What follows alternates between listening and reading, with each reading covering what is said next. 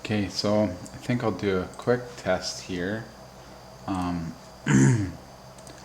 realize I've been running lambda for the stator compensation mode. I'm gonna try lambda and factor, I think. But first, I think what we'll do is we'll leave that alone. We'll go back here and we'll try getting a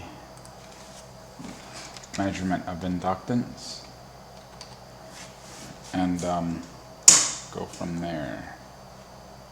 Real time. Oh, I didn't connect on this side. So we're recharged. Move my chair back a bit. Now this should work. Okay, so shook the motor a bit, but it still worked. And then I'll bring this down to 1000. Seems to be able to get it at 1000.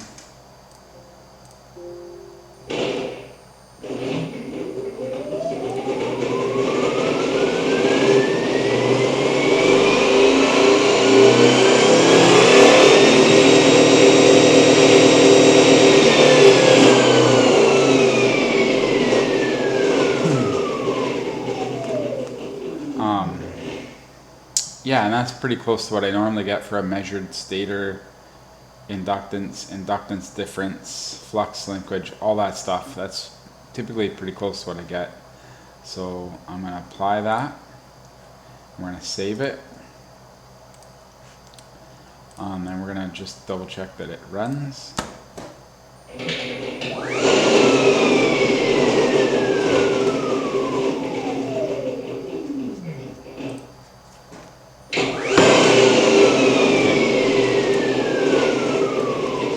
Now I want to try a little bit of a test.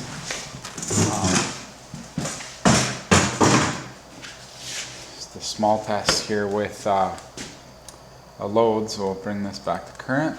And I think I'll watch current to watch duty cycle and see how rough it is. Oh,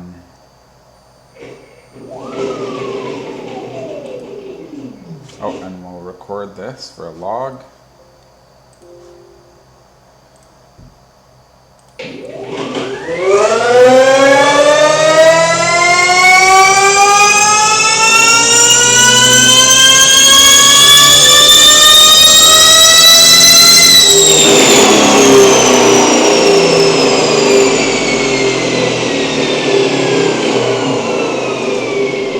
Okay, that actually didn't sound too bad. It sounded a little rougher down low. The duty cycle's still rough. You can see it started adding DX as current like it's supposed to. Phase current, motor current did increase at the higher RPM. Okay, so maybe that's a usable setting. Now, what I should do is I should just double check what we went to for, well, we can look at plot here. Yeah, we came just over 100 kilowatts. Also want to look at the max RPM. So we just went over 20,000 electrical RPM. So 5,000 mechanical RPM. And that doesn't look too bad. So we'll stop recording that log. And now I'm just going to try a setting, Sensorless, for lambda and factor.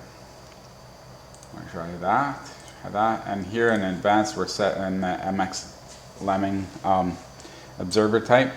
I believe it might be the best sensorless one. I'm not sure, but I've kind of played with it a wee little bit. It seemed not bad. So we don't have much heat in anything right now. There's enough thermal mass. I should be able to do another run here. So let's record this log as well.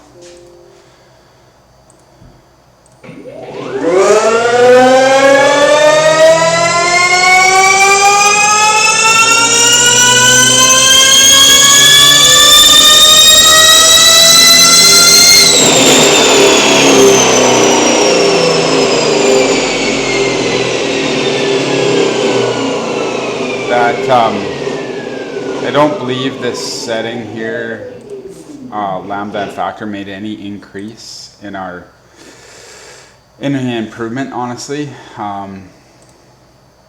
We did get D-axis current ramping like we're supposed to.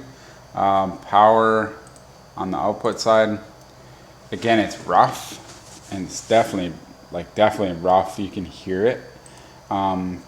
kind of the same, both those settings, but it is interesting that it lets me run that low of inductance. And what I found before is I had to set the inductance low like that for the high RPM with deep in the field weakening kind of thing.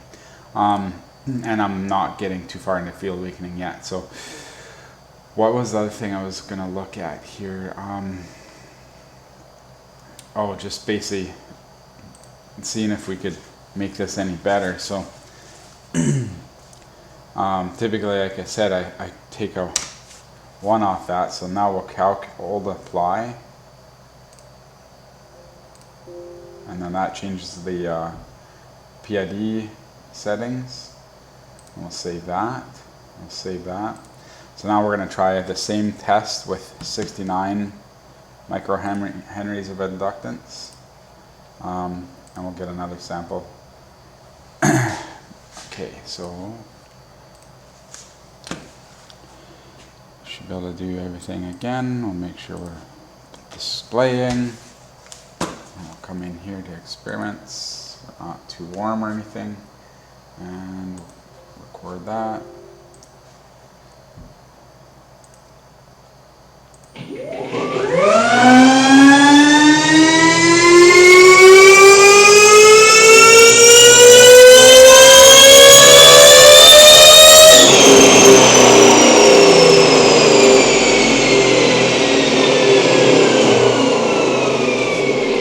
I didn't quite go to 20,000 elect per RPM that time.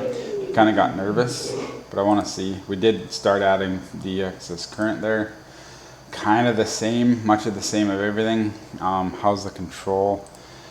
The current power output does look a wee bit better, but that's hard to say. I didn't go as deep into the power. Still really rough on the duty cycle. So